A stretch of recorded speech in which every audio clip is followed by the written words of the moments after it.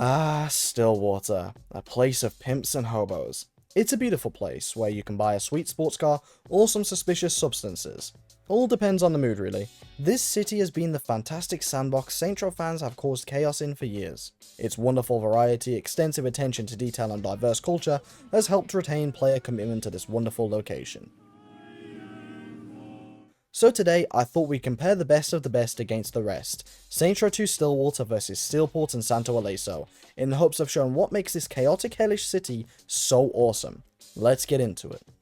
What makes a good map? It's not just one thing, but it's in fact a combination of many key elements, so I think it's wise to break it down and see where each map stacks up in those elements. Let's start with points of interest. Now, for a map to be successful, it needs to have a wide variety of points of interest. Let's take a walk down the streets of Stillwater and take a glance at what it has to offer. Stillwater executes points of interest incredibly well, with a vast array of standout locations. You've got a mall, a museum, the mountains, hidden caves, a cemetery and more. They all come together to form this city that feels really fun and memorable to explore. Every location is really distinct and the map wouldn't be the same with every single one. So let's head over to Steelport. Okay, so, right. I guess there's a couple. There's a nice park and factories and yeah, Steelport. Steelport falls flat on its face for points of interest. It's very samey, blocky, it has a grey map where no matter which direction you walk, it's the same as about 5 minutes before. The only reason you'd ever want to be in Steelport is the whores, and even then, there's some stanky ass hoes. Speaking of stanky ass, let's head over to Santo Ileso. To be honest, I have to give some credit here. Points of interest are actually this map's strong suit. We have golf parks, old castles, casino strips, abandoned go-kart tracks, and a whole desert to explore. It's not bad. Is it as good as Stillwater? I wouldn't necessarily say so, but I do think it stands on its own. So for this round, I'm going to give both Stillwater and Santo Ileso a point in AJ's epic scorecard. Steelport, you get exactly what you give. Nothing. You are pointless. While interesting key points of interest are important, there's still much more that makes Stillwater absolutely wonderful. Let's talk about variety of districts. This is arguably one of the most important elements of a good map. Now in Stillwater it's simple. You've got a plethora of interesting and varied districts. You have the high-end districts where the bigwigs of the world are going about their day-to-day business, and the more run-down broke-ass areas where hobos engage in 50 shades of bum play. I love full contact. But there's also areas like the trailer park, the university district, the prison island, the docks, the nuke plant and more. They all have their own unique style and the map felt fun to explore no matter where you were.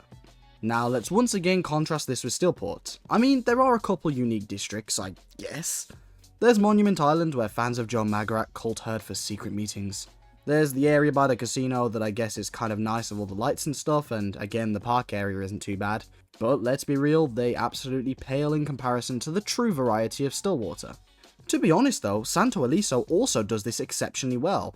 You have Old Town, El Dorado, Lakeshore, Monte Vista. So once again, I'll be rewarding Stillwater and Santo Ileso points while Steelport once again gets nothing. But one key part of map and exploration is having some interesting buildings to sort through and discover. Let's once again dive into Stillwater and explore how well it's done. From the mall to the museum to the prison and plenty more, this map hosts so many cool and secret spots for the player to explore and discover. It's at the point where we're still finding things over a decade later. It's awesome.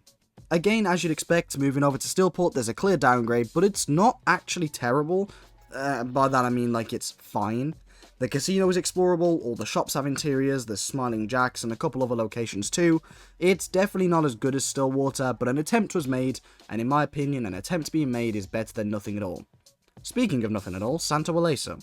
This to me is the biggest shortcoming of this map. Having only a couple stores be enterable and barely any of this beautiful map be something we can explore is so disappointing. There's a couple bars, a couple cribs, a few stores, and that's it. It's really disappointing to me because this is by far the main reason Santo Ileso falls flat on its face as a good map, and why in my opinion it's not up to par with Stillwater. So for that reason, Steelport can nab its first point since it actually makes an attempt, Stillwater shows what it's still king, and sadly Santo Ileso has nothing. But hold on, let's not get ahead of ourselves, let's talk about cribs. Stillwater has a ton of purchasable cribs and unlockable cribs. They all have their own unique interior customization, they're all unique buildings that have their own style, and some even come with their own built-in strippers. Wow! This got quite downgraded moving into Steelport. They still exist and serve some function, but customization was limited or just straight out removed in some places, and they painfully reused a bunch of interiors, making none of them feel unique. This was not a minor step, but in fact a massive step down from what Saints Row 2 offered, and was the beginning of the end, which resulted in Saints Row 4 having no cribs at all. Santo Ileso is in some ways worse and in some ways better. Sadly, the number of cribs get reduced to 3, and 1 gets locked behind the missions. That sucks, I can't lie. But the cribs at least are unique and have some light customization. They don't repeat interiors, so I guess it's better than 3? Maybe? I don't know. I've always been of the opinion quality over quantity, but in that case, why does Saints Row 2 have both? All in all, I probably prefer Santo Ileso's cribs over Steelport's. At least they're unique, but neither game comes anywhere close to what Stillwater has, and for that reason, I think it's only fair I give Stillwater the points and the other games no points. Next, let's talk about something pretty near and dear to my heart, NPCs. Now I can't lie, this one hurts just a little bit more than I'd like it to. Stillwater contains some of the most interesting, funny, unique, and just downright awesome NPCs I've ever seen in gaming, period. They add so much life to the city, they are incredible, and cannot be understated. The amount of times I'm just chilling, playing Saints Row 2, and I've seen some downright crazy shit go down that I had nothing to do with and did nothing to start at all is hilarious, and I love it so much. Steelport just dumbs down NPCs to an almost painfully bland level. They're all pretty much the exact same and they were just included to fill out the world and not really much else. They're just such a big letdown considering how unique Saints Row 2's NPCs are. And Santo Ileso, it's a bit of a mixed bag.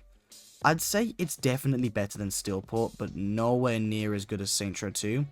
While the NPCs are a bit more unique and fun, they can still at times be just kind of boring. There's also not a ton of them, which is a bit annoying. They have pretty terrible AI, and some can't even be interacted with in a fun way. I can't imagine why that is. Point is, Saints Row 2 once again proves itself to be an unstoppable force, and while Santo Ileso also scoops a point here, I think Saints Row 2 still just proves itself to be a truly legendary game. And I think that's gonna do it. Let's tally up the scores and see where the games land. Stillwater sweeps top spot, as expected really. It once again just proves itself worthy of the legendary status it has, and Santo Ileso comes in at second place, also showing itself to not be a half bad map either. Stillport, you suck. And you always will. So sure, let's be honest, the scores don't really matter that much, but the point is, Stillwater is just amazing. It's an awesome place to behold, and is always going to be the gold standard and essence of perfection when it comes to map design. I hope you enjoyed this video, thank you for watching.